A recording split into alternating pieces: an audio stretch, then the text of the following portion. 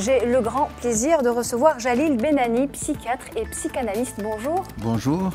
Merci d'avoir accepté notre invitation. Alors, Jalil Benani, vous êtes parmi les grandes figures du printemps du livre et des arts de Tanger.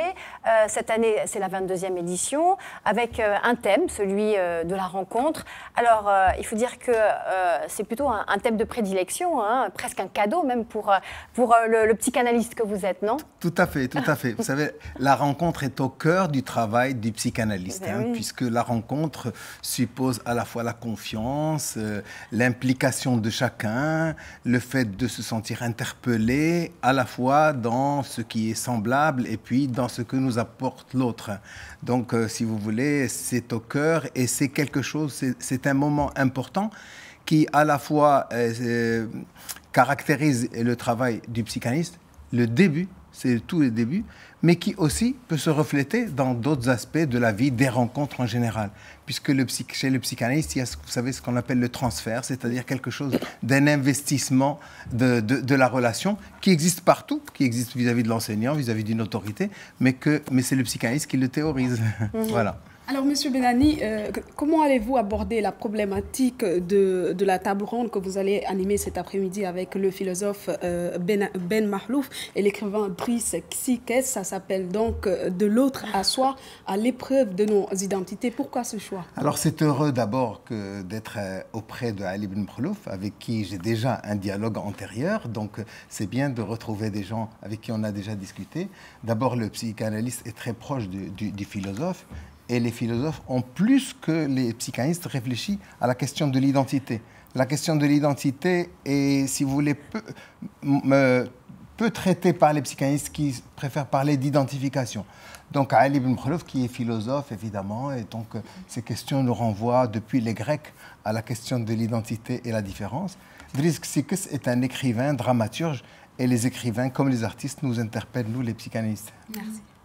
Alors, l'identité, Jalil Benani, c'est vrai, vous venez d'en toucher un mot, c'est au cœur de l'humain, c'est même une interrogation perpétuelle, hein, en fait, de toutes les sociétés.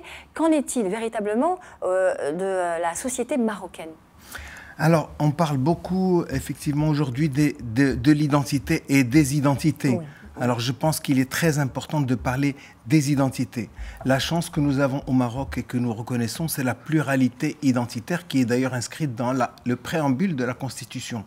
C'est cette pluralité qui fait la richesse et qui fait aussi la liberté, puisque on peut passer d'une identité à l'autre, se reconnaître, par exemple.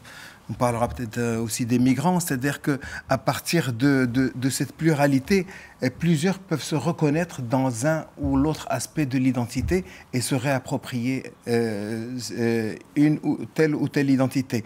Maintenant, en ce qui concerne le Maroc, ça me paraît très très important. Nous vivons cette pluralité identitaire qui fait que je dénonce toujours ce qu'on appelle la schizophrénie au sein de la société marocaine. Il ne s'agit pas de schizophrénie, il ne faut pas pathologiser la société, il s'agit plutôt d'une pluralité identitaire. Et c'est vrai, cette pluralité ou la double identité, par exemple, entre le Maroc et l'Occident, et qu'on voit bien chez les jeunes, elle crée une tension. C'est vrai que c'est une tension, c'est vrai que c'est une confrontation, mais c'est une confrontation qui peut amener à des déchirures, mais qui peut aussi amener à une richesse, à une interrogation réciproque. Donc, disons pluralité identitaire plutôt que schizophrénie. Hein. Alors justement, vous parliez là à l'instant d'identité. Votre livre « Un si long chemin » illustre autant le thème de la rencontre que celui de l'identité, une identité permanente, je dirais, une évolution plutôt permanente. Alors, ce travail donc, que j'ai mené avec des réfugiés venant de 16 pays, avec une trentaine de portraits, m'a montré d'une part que, plus que les autres, le migrant montre la pluralité de l'identité. Pour s'intégrer, un migrant doit à la fois reconnaître et conserver son identité, disons, première, celle qui est liée à son pays d'origine, comme on dit, ou sa langue maternelle, et puis adopter l'identité du pays d'accueil. Et puis, évidemment, c'est la rencontre, parce que quand on parle avec les individus, quand on parle avec eux, eh bien c'est là à la fois qu'on les reconnaît, si vous voulez, que le regard change et qu'on est soi-même interpellé. Donc ce qui montre que la question de la rencontre, elle est fondamentalement liée à la question de la parole qui nous spécifie comme être humain. Alors, Jalil Benani, un psy dans la cité, qu'est-ce que cela vous rappelle? Ah, ben, je vois que vous êtes au courant. Mais un psy dans la cité, vous savez, comme nous sommes interpellés souvent sur la place du psychanalyste, du psychiatre dans la société, et souvent d'ailleurs par les médias, j'ai voulu faire un livre d'entretien avec un enseignant, un éducateur, pour répondre à toutes les questions que se posent les citoyens, les individus sur la place du psychanalyste dans la cité. Vous êtes dans la matinale de Médion TV, mais vous vous adressez à la cité. Aujourd'hui, dans un monde de plus en plus marqué de plus en plus aveuglé par la violence, quel est le rôle de ce psychanalyste, de vous? Quel est votre rôle dans cette lutte contre l'extrémisme, notamment le rôle du religieux, le vrai rôle du religieux? Oui, écoutez, le psychanalyste considère qu'il y a un lien très étroit entre la dimension individuelle, la psychologie individuelle et la psychologie collective.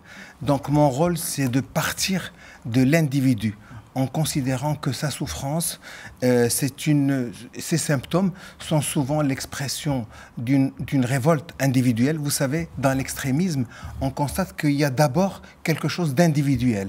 Il y a quelque chose où vous savez, quand on parle des loups solitaires, par exemple, ça concerne aussi bien l'islamisme que ce qui se passe dans les tueries aux États-Unis.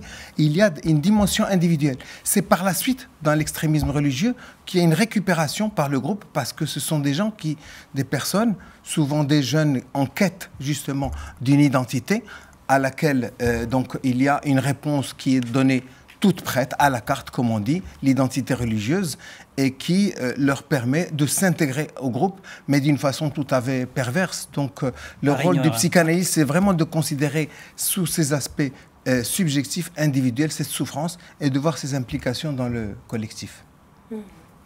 C'était très intéressant comme développement, justement, d'où la question vitale, essentielle de l'identité structurée le plus tôt possible, justement, pour éviter d'être récupéré éventuellement par des groupes. Alors, c'est là, si vous voulez, que le psychanalyste met sa touche concernant le concept plus d'identification que d'identité. Parce que l'identification qui commence avec cette structuration, l'identification qui permet la structuration par rapport aux premières images d'autorité que sont les parents, puis ensuite de l'autorité, des enseignants, etc., c'est déterminant parce que l'inconscient enregistre les identifications et font qu'il y a une identité première qui est structurée, structurante, et qui permet de s'ouvrir à d'autres identités. Donc, si vous voulez, l'identification, elle est fixe, elle fait partie de nos premières imprégnations, et l'identité, elle est mouvante. Et c'est important qu'elle soit mouvante, parce que c'est comme ça qu'on peut s'ouvrir à l'autre. Mais oui, il faut qu'elle soit mouvante, effectivement, pour éviter des sociétés figées. Absolument. Puisque absolument. Identité individuelle, mais aussi plurielle et au niveau de la nation. Parce que ce qu'on constate aussi bien dans les phénomènes d'extrémisme que dans les replis communautaires, que dans ce qui se passe aujourd'hui par rapport à la globalisation sur le plan économique, elle veut libéraliser les échanges, mais elle n'a pas réussi, si vous voulez, à maintenir la diversité. Et donc c'est ce qui fait que des gens se replient à partir de la globalisation sur des particularismes, sur des identités figées, à la recherche justement de subjectivité, d'identité culturelle. Voyez, et la notion d'identité culturelle ne doit pas être quelque chose de figé. À l'intérieur même d'une culture, on a parlé du Maroc, il y a une diversité. Et ça, c'est très très important de maintenir cette ouverture. Merci beaucoup, Jalil Benani.